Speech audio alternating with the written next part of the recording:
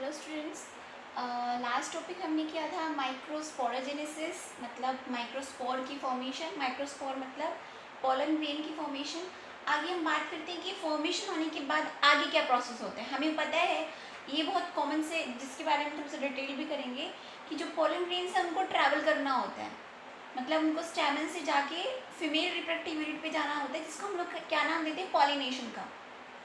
तो वो अपने स्टेम से बाहर कैसे निकलेंगे, क्योंकि वो तो किसके अंदर है, एंथर के अंदर। तो नेक्स्ट हमारा जो एक छोटा सा, बहुत ही छोटा सा टॉपिक है, that is dehiscence of anther. देखो, आप लोगों को याद होगा मैंने स्ट्रक्चर कुछ इस तरह का बनाया था।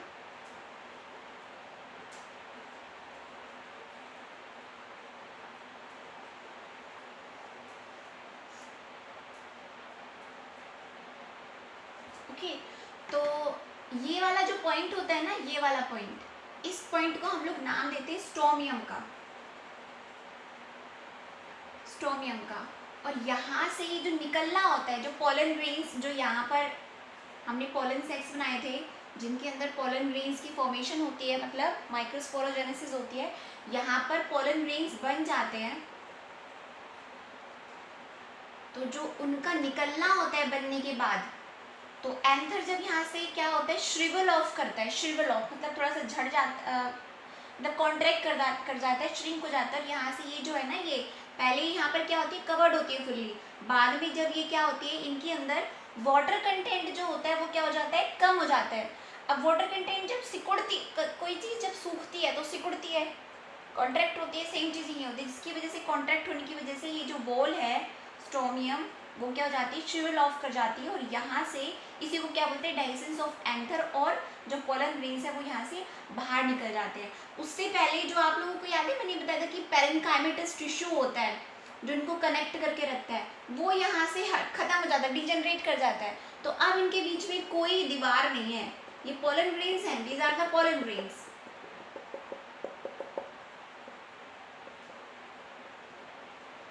बन चुकी है, माइक्रोस्पोरोजेनेसिस हो गई, और यहाँ से फिर ये इसके थ्रू बाहर। डाइसेंस ऑफ एंथर मतलब एंथर डाइसेंस कर जाता है और स्टोमियम के थ्रू पोलन ग्रेन्स बाहर। ओके, तो अब हम इन पोलन ग्रेन्स की स्ट्रक्चर की बात कर लेते हैं कि पोलन ग्रेन्स दिखते किस तरह के, होते कैसे हैं। Structure of pollen grains. ज़्यादातर जो पोलन ग्रेन्स होते हैं, अगर हम उनकी शेप की बात करें तो कॉमनली उनकी जो शेप होती है वो ग्लोबुलर होती है, इस तरह की होती है। ओके, बट इनके ऊपर जो अपर मोस्ट इनकी लेयर होती है ना, उस पर कुछ कैरेक्टरिस्टिक्स होती है, जैसे कोई इस तरह का होता है उसके ऊपर, ठीक है, जिनको हम लोग ट्यूबर, अगर इस तरह की शेप है तो इसको हम लोग ट्यूबरकल बोलते हैं, ट्यूबरकल्स। ठीक है, किसी के ऊपर इस तरह की शेप होती है, स्पाइंस।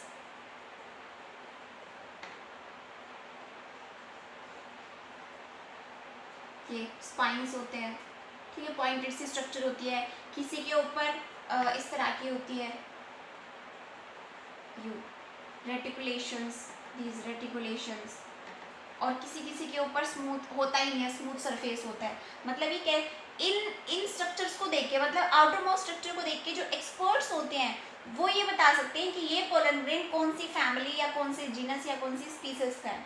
ओके, और जो पोलन ग्रेन्स की जो मॉर्फोलॉजी होती है ना, उसकी स्टडी को हम लोग बोलते हैं palynology, the study of morphology of pollen grains.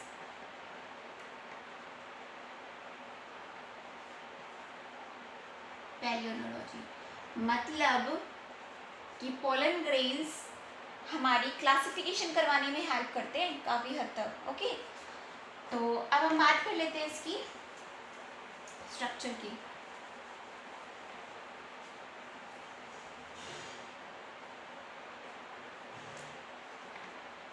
जो पोलन ग्रेन होता है उसकी स्ट्रक्चर में यहाँ पे कॉमन ड्रॉ कर रही हूँ, इस तरह की होती है।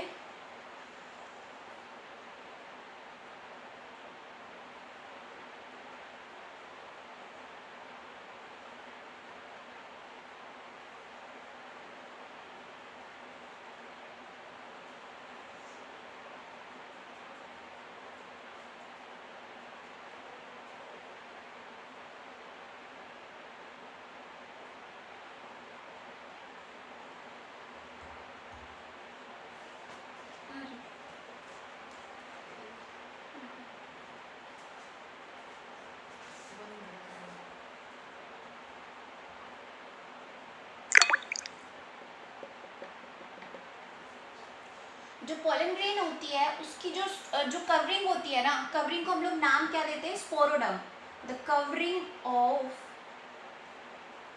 Pollen grain is known as sporoderm. ये स्पोरोडर्म की कवरिंग फर्दर डिवाइडेड होती है टू टाइप्स में, एक तो आउटर और एक इनर।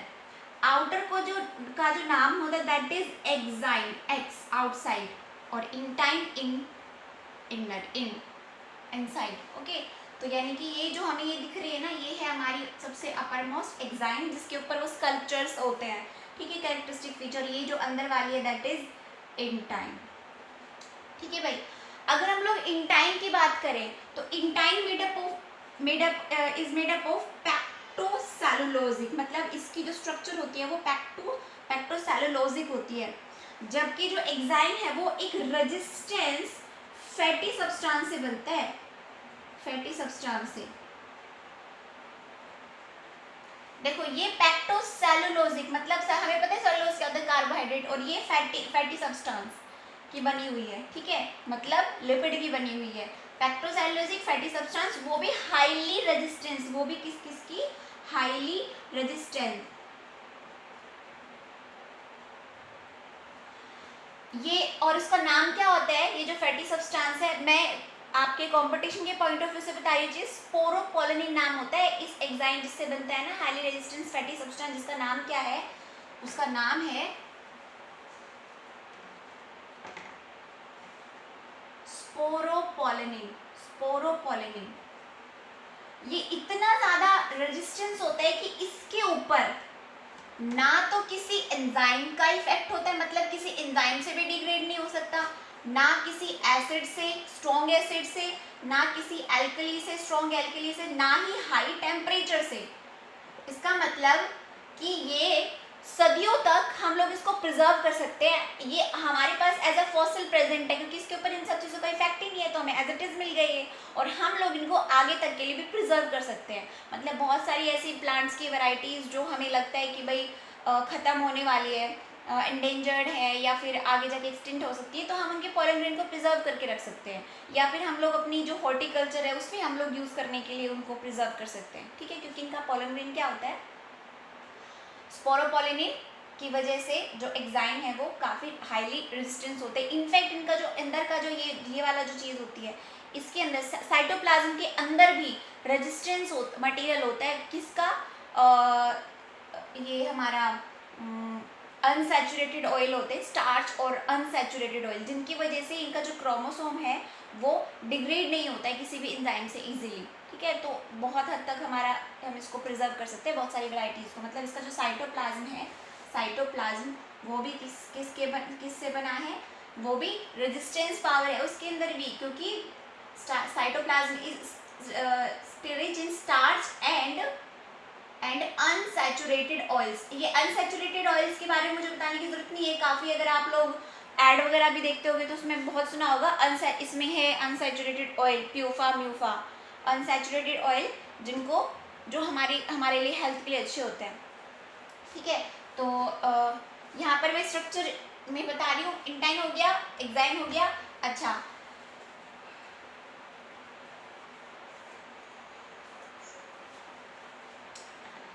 शुरुआत में जो पोलन ग्रेन होता है ना, जब बना है तब वो सिर्फ सिंगल सेल होता है, उसके अंदर एक ही न्यूक्लियस मिलेगा और कुछ नहीं। लेकिन जैसे जैसे फर्दर प्रोसीजर आगे बढ़ता है, जब वो पॉलिनेशन करेगा, उसके अंदर पॉलन ट्यूब बनेगी फीमेल रिप्रोडक्टिव यूनिट में, तो 2 से लेकर 3 सेल अपने आप बन जाते हैं। कैसे बनेगा वो हम देखेंगे, ठीक है। अच्छा, इसके अंदर स्ट्रक्चर में और मैं बता देती हूँ, ये होता है ट्यूब न्यूक्लियस, ये वैक्यूल,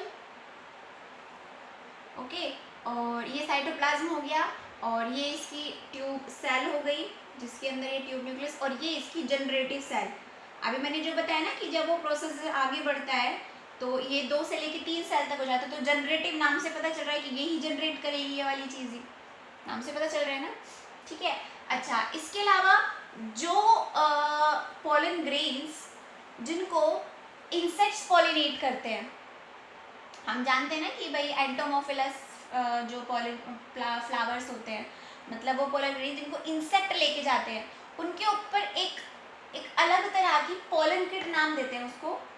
एक और कैरेक्टरिस्टिक होती है इस तरह के पोलन ग्रेन जिनको इंसेक्ट लेके जाएंगे। देखो इंसेक्ट लेके जाएंगे तो उनके पैरों पे चिपकना चाहिए जब वो ट्रैवल करें, ठीक है। तो चिपकने के लिए एक पोलन किट नाम से चीज होती है। कैसी होती है? येलो विस्कस, थोड़ी सी थिक सी येलोइश सी, और थोड़ी सी कैसी होती है? चिपचिपी सी, स्टिकी सा सब्सटेंस होता है जिसको हम लोग नाम क्या देते हैं? पोलन किट का, ठीक है। ये बनी हुई होती है किसकी? सेलुलोज की बनी होती है, पैक्टोसेलुलोज की होती है।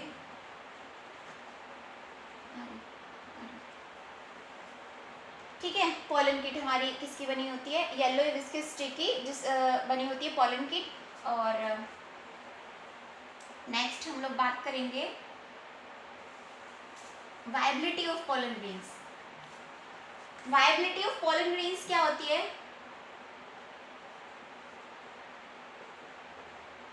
देखो नाम में ही है इसका आंसर, पोलन ग्रेन्स की एबिलिटी। मतलब जब तक पोलन ग्रेन जो एक्टिव रहेगा, मतलब डाइसेंस हुई एंथर की, पोलन ग्रेन निकला, मतलब जिस टाइम तक वो उसके अंदर कैपेसिटी रहेगी कि वो जर्मिनेट कर सके पोलन ग्रेन। कई पोलन ग्रेन्स ऐसे होते हैं जो डाइसेंस के कुछ मिनट के अंदर ही उनको जर्मिनेट कर देना होता है। कई थोड़े रेस्ट पीरियड पे कई मंथ ले लेते हैं, कई ईयर्स भी ले लेते हैं, ठीक है। तो वही क्या होती है? एबिलिटी पोलन ग्रेन्स की ग्रो करने की, viability of pollen grain, okay. Ability to retain the ability to germinate, the pollen grains ability to germinate, okay. जैसे अगर मैं बात करूं वीट की, वीट एंड राइस, याद रखना ये पूछा हुआ है वाला क्वेश्चन। वीट एंड राइस की जो वायबिलिटी है वो 30 मिनट्स की है। ये नीट के अंदर पूछा हुआ क्वेश्चन है, 30 मिनट्स की, कि जर्मिनेट के लिए उनको 30 मिनट्स चाहिए होते हैं, ओके। अच्छा, इसके अलावा लेकिन कईयों की मंथ्स में भी होती है, जैसे रोज की फैमिली है, रोज है हमारी, पोटैटो की फैमिली सोलेनेशिया, और इसके अलावा लेगुमिनस प्लांट्स जो हो गए, इनके अंदर मंथ्स में भी चली जाती है वायबिलिटी, ठीक है। और कईयों के अंदर तो हम लोग, अच्छा, इनको हम लोग प्रिजर्व भी कर सकते हैं सालों साल तक। कैसे प्रिजर्व कर सकते हैं? लिक्विड नाइट्रोजन पे, लिक्विड नाइट्रोजन पर हम पोलन ग्रेन्स को प्रिजर्व भी कर सकते हैं। We can preserve the pollen grains at liquid nitrogen. Liquid nitrogen का टेम्परेचर जानते हो कितना होता है? -196 डिग्री सेल्सियस, ठीक है। तो ताकि आगे जाके पोलन ग्रेन्स जो भी हमें किसी वैरायटी का, स्पेसिफिक वैरायटी का चाहिए तो हम लोग यूज कर सकते हैं उसको हॉर्टिकल्चर में, ओके। अच्छा, एक दो टॉपिक से हो रहे हैं, वो छोटे छोटे से वैसे बात करने के लिए। पोलन एलर्जी, पोलन एलर्जी क्या होती है? देखो इस चीज़ को आप जो एक स्पेसिफिक वो नहीं आता है जिसमें गेहूँ वगैरह करते हैं तो बहुत धूल वगैरह उठती है, तो कईयों को बहुत दिक्कत होती है, नोज में इचिंग होती है, छींक आनी स्टार्ट हो जाती है। तो क्या होती है, कई लोग एलर्जिक होते हैं इन पोलन ग्रेन से। तो कुछ वैरायटीज ऐसी होती है जो स्पेसिफिक पोलन ग्रेन्स जिनके एलर्जी कोज करते हैं, ठीक है।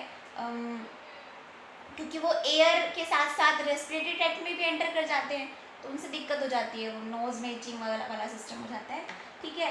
तो जैसे कैरेट ग्रास है हमारी, कैरेट ग्रास के पोलन ग्रेन्स एलर्जी कोज कर, अगर सभी को नहीं होती है, किसी किसी को होती है। और वो क्या सिस्टम है, वो हम इम्यून जो सिस्टम है हमारा, जब हम लोग हेल्थ वाला चैप्टर पढ़ेंगे ह्यूमन हेल्थ, उसमें देखेंगे पार्थीनियम। ये हमारे इंडिया में ना, ये फॉरेनर हैं ये वैरायटीज़। जब हमने एक वो लाल गेहूँ लिया था, हमारा इम्पॉर्टेंट वीट था, वो मैक्सिकन वैरायटी थी, तो उसके साथ ही ये भी आ गए। जब हमने वो इम्पोर्ट किए तो उसके साथ साथ ये भी आ गए, ओके। बस ये टॉपिक है, ठीक है। तो ये, और फिर आने के बाद तो पूरे कंट्री में फैल नहीं थे। तो ये हमारे इम्पोर्टेंट वैरायटीज़ है। ये क्या करते हैं? पोलन एलर्जी, पोलन ग्रेन से allergy, pollen grain allergy, pollen allergy बोल सकते हैं उनको, ठीक है। इसके अलावा और भी है, जैसे सोरगम हो गई, और सैनोडोन हो गई, ठीक है, चिनोपोडियम हो गई, बेसिकली तुम ये दो याद रख सकते हो एग्जाम्पल्स, ठीक है। और पोलन प्रोडक्ट के बारे में बात करें तो हम जानते हैं कि जो बीज है वो पोलन बास्केट होती है, पोलन ग्रेन से इकट्ठा कर करके हनी बनाती है। और आज के टाइम पे हम लोग अगर बात करें तो हेल्थ के लिए हम लोग फूड सप्लीमेंट के तौर पे भी खाते हैं शहद घोल घोल के, है ना, कि डाल डाल के शहद, ऐसे कोई तो रूखे भी खा जाते हैं। और ब्यूटी प्रोडक्ट्स में तो इसका काम कमाल का है, लड़कियां इस बात को बहुत अच्छे से जानती होंगी जो नेचुरल थेरेपीज करती रहती हैं कि भाई अभी जाके हम फेशियल तो नहीं करा सकते, चल घर पे बैठे लॉकडाउन में चल शहद ही लगा के देख लेते हैं। मैं सिर्फ एक बात बता रही हूँ, मैं ये नहीं कह रही हूँ कि शहद लगाने से कुछ होता है, मुझे नहीं पता, बट हाँ बोलते हैं कि वही शहद लगाने से ब्यूटी में इन्हांसमेंट होती है। ओके, तो नेक्स्ट टॉपिक हम नेक्स्ट वीडियो में करेंगे, आज के लिए इतना ही बहुत है।